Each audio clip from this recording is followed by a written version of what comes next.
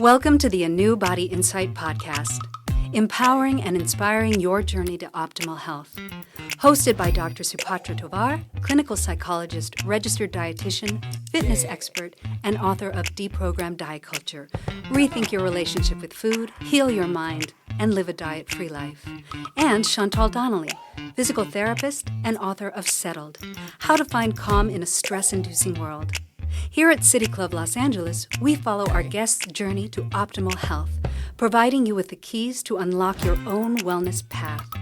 Tune in and evolve with us.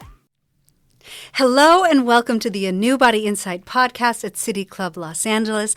I am Dr. Supatra Tovar, and I am honored to have Wellnest President and CEO and Chair of City Club, Charlene Dimas-Peinado, with us today. Thank you so much for being here.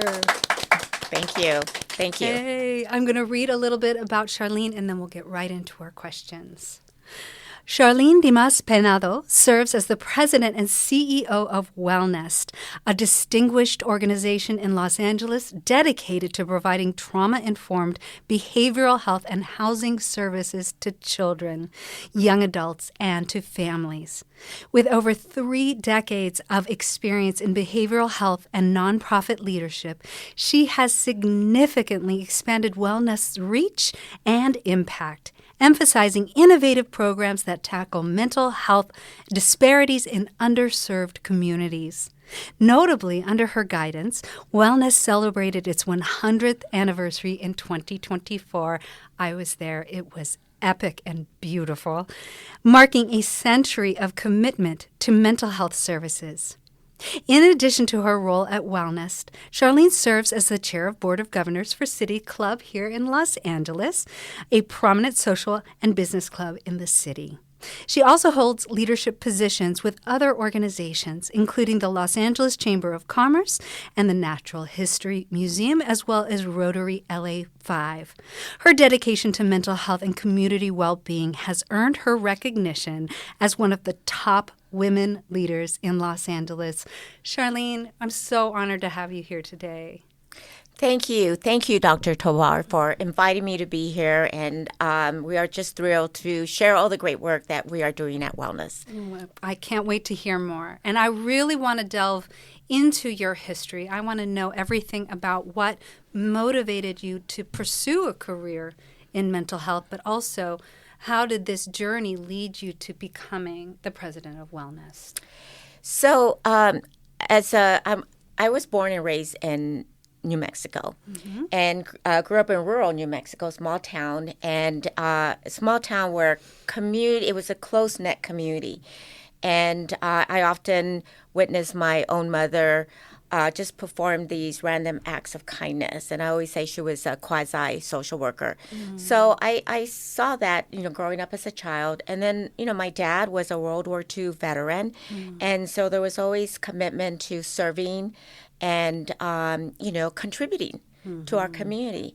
And so with that foundation, I always knew that I wanted to go into the helping profession. And so that's really what, helped to inspire me to serve others. So I went on to college and got my master's in social work, and then became a licensed social worker and got trained in child and family psychotherapy and worked as a psychotherapist in a community-based mental health service agency, and just loved the work, and was able to experience the importance of doing trauma-informed work and the impact it had on children and families and how it could really make a difference.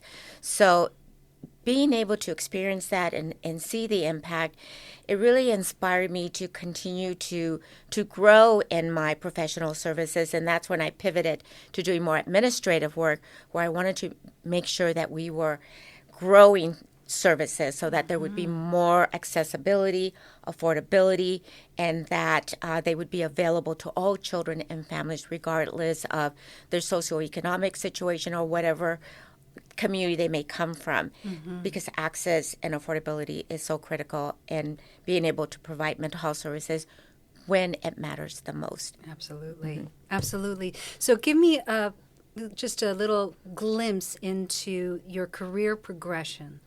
you started as a psychotherapist, and then when you went into administration, where did you serve?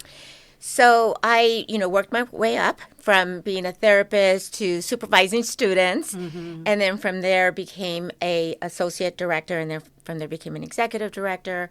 Was the CEO for another organization serving the suburbs of here in Los Angeles, and I was there for many, many years.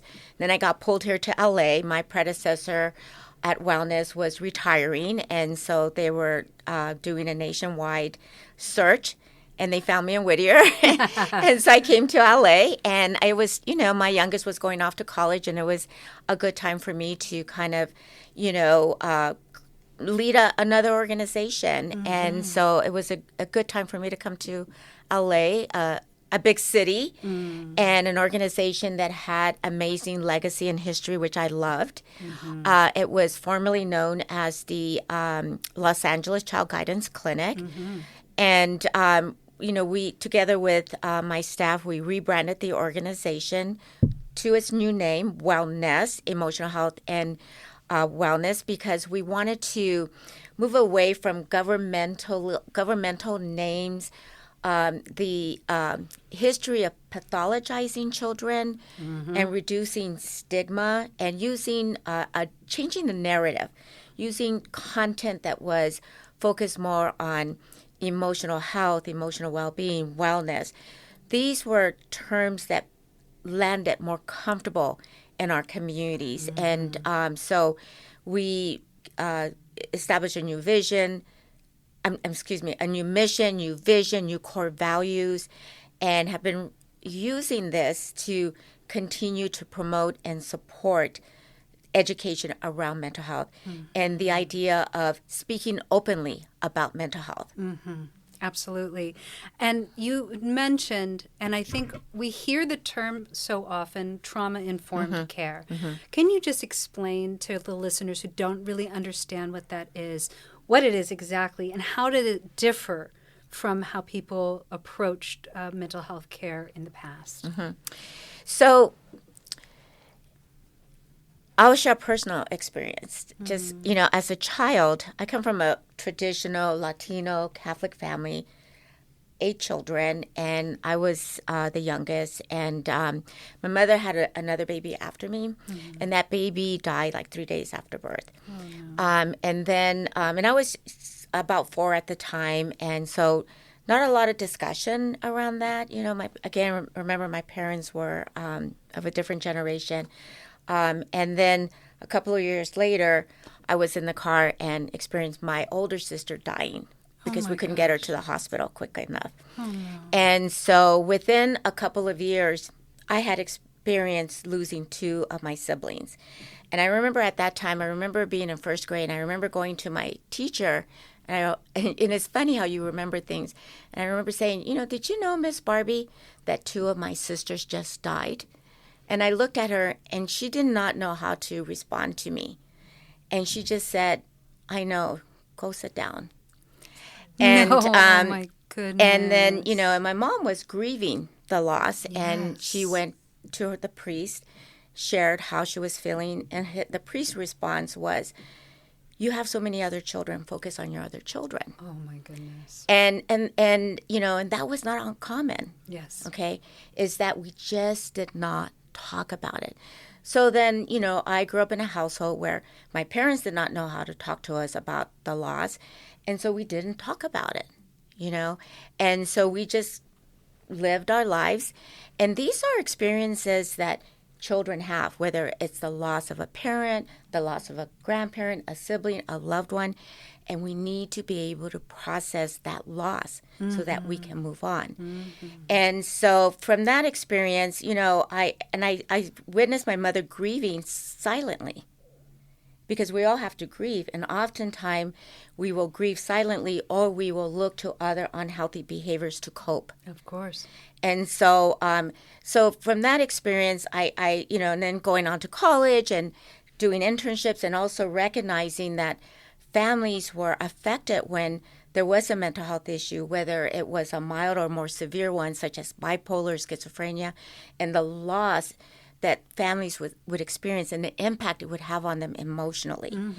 And oftentimes the difference it would make if they sat with a therapist and had the opportunity to just speak openly about what they were experiencing, process the information, and begin healing from it. And really it required the support of others to help normalize, because these are universal issues that we all experience and need help with. And so from that, I just, going, through my adulthood and my profession and recognizing, oh my goodness, we need to do more and more of this. And through time, we have gotten better. There is more resources. There is more accessibility.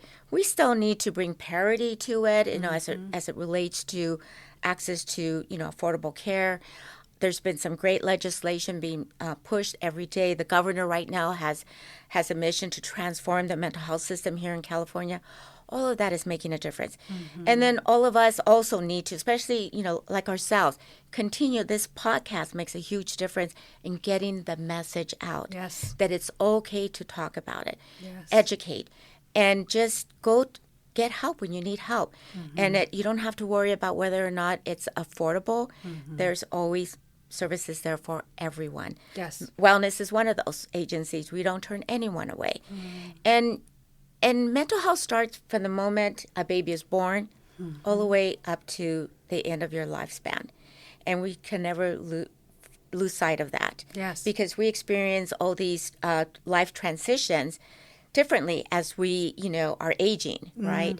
And so it's not uncommon that at each phase of our life, we may need to, recalibrate and ensure that our emotional well-being is intact, and that we are seeking the support that we need from outside resources. Of course, our loved ones, our family members, and professionals. Yes. I'm so glad that mental health care is changing in this direction. And if you kind of look at the history, I was just at the Los Angeles County Psychological Association's conference, and we had Daryl Sue, who's a very prominent researcher, and he's written kind of the textbook in terms of multiculturalism in psychotherapy. If you look at the history, it was so Caucasian, white male centric. Yes. And what is wonderful is that it's really expanding and opening up and depathologizing especially conditions we find in minority communities. Exactly. It used to be, so racist centric, saying, it's a problem within the community, as opposed to this is a universal problem. Exactly. So I'm so excited that you are at the forefront of this. And let me say something about that. So when Wellness was founded in 1924, and as I mentioned, it was the Los Angeles Child Guidance Clinic, and it was subject matter experts and community leaders that came together and founded Wellness. And the idea was that we needed to do it differently. We needed to ensure everyone had access to professional services, that they were cutting edge, because at the time, who was talking about children mental health? Nobody was, right? And then also, it was a time when in communities of color, they didn't even feel that people of color could participate in psychotherapy. Yes. Okay? Yes. They did not feel that they would attend appointments or that they had the ability intellectually, okay, to process the insight-oriented psychotherapy that would occur. Yes. Now, one of our psychiatrists, who was one of the first African-American psychiatrists, Dr. James, who came to Wellness, he was also connected with USC and all the universities, and was able to demonstrate through research that, on the contrary, that was not true. Good. Okay? Thankfully. Because what they did with people of color, when they were seeking out mental health, they were either hospitalized or medicated or placed in groups. Yes. And not given the opportunity to participate in insight-oriented psychotherapy services. Yes. And he was able to demonstrate through his research all of the people, children and adults and families that actually were able to move on from the trauma and heal from the trauma and lead normal lives because they did benefit from psychotherapy. Yes. So those experiences throughout the years have helped us to continue to evolve and continue to, promote and support the important work of trauma-informed services. Yes. Because it does matter and it does help us heal from our trauma. It absolutely does. And tell us, as the first Latina president and CEO of Wellness, I love saying that because it's just so beautiful, how do you approach leadership and what unique perspectives do you bring to the organization coming from your cultural background? So I bring a visionary yet hands-on approach to leadership, blending a strategic direction and personal experience to the position. As I mentioned, I'm a psychotherapist, I'm a Latina. I understand culturally what are the needs in not only the Latino community, but other communities of color. And it's very important that we continue to grow services for all communities, but also ensuring that we are competent, culturally competent, and culturally sensitive to meeting the needs of our community. And would you say the wellness community is primarily Latino? It's actually predominantly Latino. Right now we're serving 3 geographic areas: South LA, Downtown LA, and East LA. We continue to grow our geographic footprint to serve the greater Los Angeles area. So it is predominantly Latino and African American, but even that is changing, okay? And so the other important role I play is ensuring that we are growing, that we are sustainable, and that we are relevant to the needs of our community, which could include different ethnic groups, languages, right? And ensuring that our staff are highly trained and are able to, again, meet the cultural and trauma needs that our communities will have. Because children and families are coming with different experiences. Yes. We have children and families coming from other countries who have experienced trauma. Yes. And just imagine right now everything that's going on.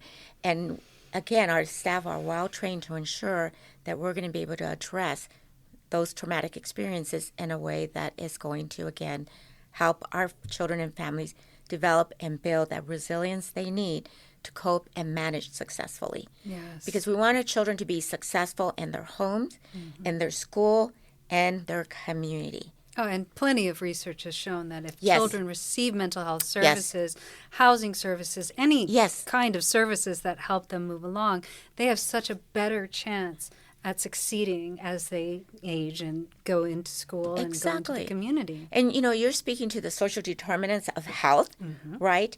That our environments will impact our ability to, be an emotionally healthy individual, because those social determinants of health include housing, our community, access to good schools, access to good jobs for our families, our environments. Are they, do we have clean air? Do we have access to good doctors, medical education? All of those things is what helps us to prepare for adulthood and become contributing members to our communities. Well, this organization, 100 years old, and I have to tell you that your centennial celebration was just such a special, amazing event. Give us some insights into how this organization evolved. I know that you have rebranded it, but just give us a little bit of a picture of the evolution of wellness. So as I mentioned, it was first developed in 1924 as a small agency. And then the idea was, again, to bring cutting-edge innovation to the community for children and families, but to also be a training organization. Yes. For future psychotherapists, psychologists, and psychiatrists. So that was also part of our evolution, that we were a training organization. And we began as a diagnostic assessment and treatment agency. So when you came to wellness at that time, you were going to be able to build your skills because it was all happening right then and there. They were bringing in the subject matter experts and then students to train them so that they could serve, whether it was the same organization or other organizations in the community. So at this time, we were the first children mental health agency on the West Coast, and then others followed. Okay, so you can see we were already setting that trend, and we wanted others to replicate our models. And so from there, we just continue to build on that, grow the organization. We started at the Baldwin Hospital as which was in the baby unit with a small staff. Then went on to the USC campus. Then from there, just with the growth, built our first building on Exposition in Vermont. And now we're at 7 locations and continuing to grow. We have 2 housing developments in the pipeline right now. So soon we'll be at 8 locations, 9 locations. So just that evolution, the need, the sustainable growth. Part of the sustainable growth is as a result of cross-sector collaboration. We simply cannot do this work alone. So that's also part of our evolution, is partnering with healthcare, schools, other public organizations, private foundations, community, because philanthropy also plays a big role in the effectiveness, our effectiveness, and our ability to grow our services. So that cross-sector collaboration has been part of our evolution as well. So when we celebrated our centennial, we celebrated our past, that we have survived, including a pandemic. Yes. A worldwide pandemic that destroyed many organizations, but we survived it. Yes. And then to thinking about the future, what do we need to continue to do? What are the current needs and how are they changing, and what are we doing to be responsive and relevant? I know as a psychologist, having gone through training, how important the philosophy is of an organization. And I've been in ones that are wonderful and then ones that really need some extra help. As a training facility for future therapists, what do you hope that they take with them once they're done training with you? So that's an excellent question. So we at the agency, we utilize various evidence-based practice models that have been well researched and demonstrate that we will have good results. Yes. So again, I mentioned training is very important. And so from that, we want them to be able to either stay and continue to be part of our staff, and many are, or that they go out and they take their skills to continue to serve children and families and continue to think innovatively of how they're going to help other communities where they may go, right? Because they're going out into the community and serving all different types of agencies, right? Yes. I think the other thing that's really important is that they understand we're all moving towards this integrated care approach. Yes. Is that you cannot just, we're complex as individuals and we're multidimensional. And sometimes the issues we're dealing with are multidimensional. There may be issues of generational trauma that haven't been resolved. So again, being sensitive to these issues that individuals may have and the impact as it relates to the entire family system. Yes. Okay. So although we serve children, we serve the entire family in the context of the child.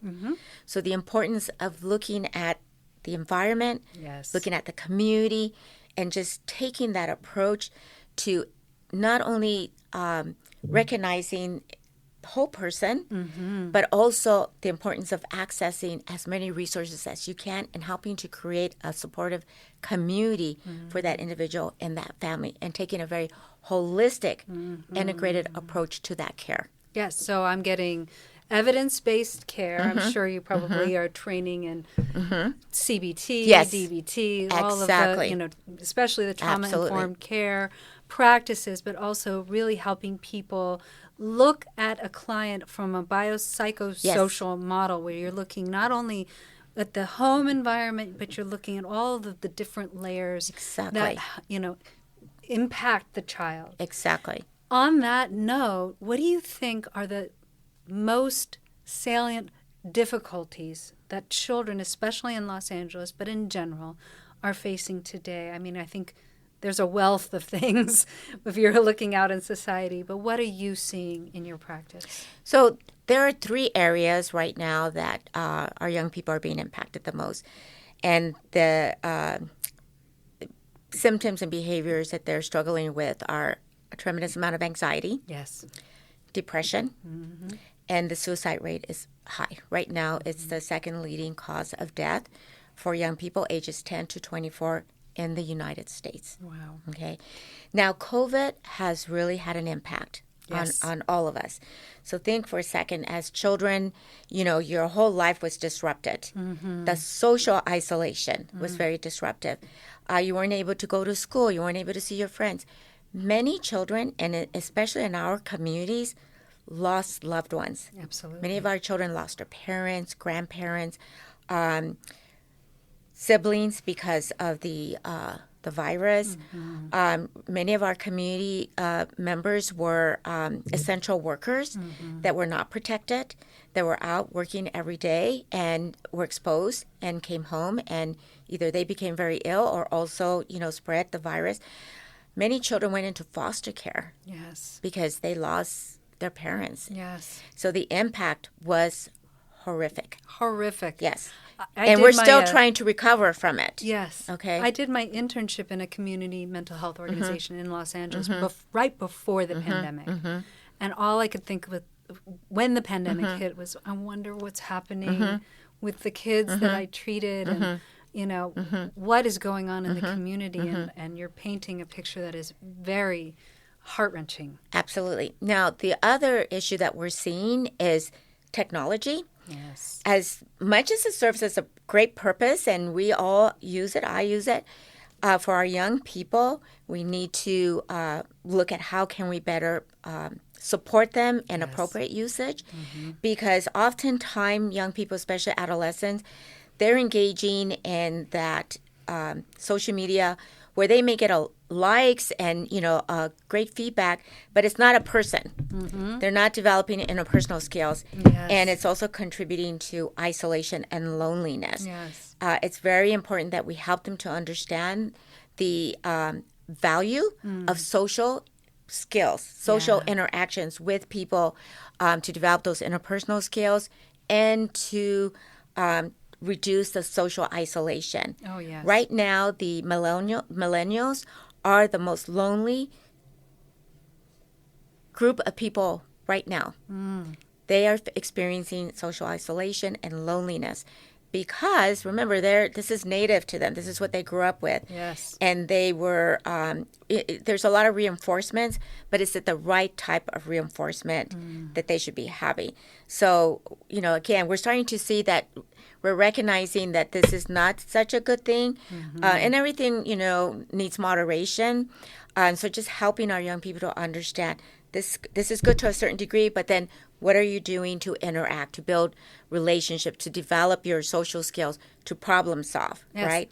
Yes. I work with a lot of adolescents. I work with them with problems with eating, eating disorders or disordered eating. And social media plays, I think, one of the biggest roles in, the difficulties that they're facing in mental health because they're seeing this very limited view of a certain kind of, quote, ideal. I put it as an ideal because it's really an unhealthy ideal. Right, And I help them really look at their social media feed and determine for themselves, how are you feeling when you're looking at this material? Very good. If it's negative, if you're feeling terrible about yourself, do you have to follow these certain people? Exactly. I help them kind of reprogram their social media feed to great success in terms of their improvement in mental health. Right.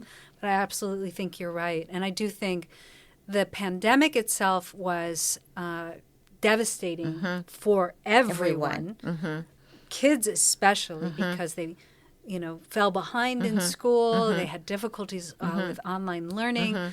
And we have so much that we need to help clean up. And so I'm very hopeful that we're past that emergency and now we can do all of this repair. And it really sounds like you're doing that. Exactly. And, eating disorder, we're seeing a rise in eating disorder with young girls. Yes.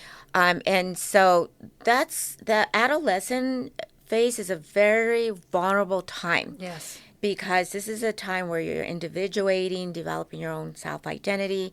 And so when we're being influenced by social media that often is skewed or not reality-based, then we need to be able to help our young people understand that. And I really love what you said, and helping to guide them and step back and have them reflect on that and come to their own conclusion that this is not a healthy interaction for me to have, and how I need to redirect that.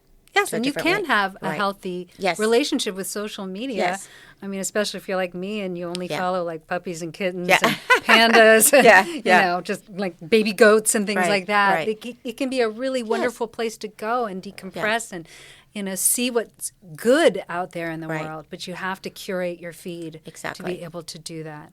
And I just want to add one more component is that as parents, as adults, as caretakers, whether, and I'm a mother or I'm an aunt, I'm a sister, the important role we play also, and also helping our community, helping others, and again, helping them to, know, look, you're not alone in whatever you may be facing. But also we play a very important role in demonstrating what being a healthy person looks like. Yes. Okay. We have to model. Yes. For modeling the kids because they're little tiny sponges and they watch everything. I always counsel my parent clients, like, be really careful what you say in front of your child because you may end up regretting saying that. Exactly. And you often speak about the importance of, healthy eating and fitness, and those play a very important role in our emotional well-being as well. Exactly. So thank you for everything you're doing in that space as well. Thank you, Charlene. Well, we are out of time for this half of this podcast, but we're going to be coming right back for the second half, and we cannot wait to learn more about Wellnest President and CEO and Chair of City Club, Charlene Dimas-Peinado. Thank you so much, Charlene, for coming. Thank you, Dr. Tovar. Yay.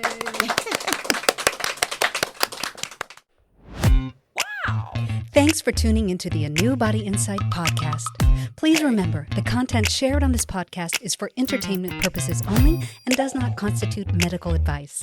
You can find us anywhere podcasts are streaming, on YouTube at my.anew.insight and at anew-insight.com under the ANEW Body Insight Podcast tab. Follow us on our socials at my.anew.insight on Facebook, Instagram, TikTok, and Threads for more updates. Tune in next time and evolve with us.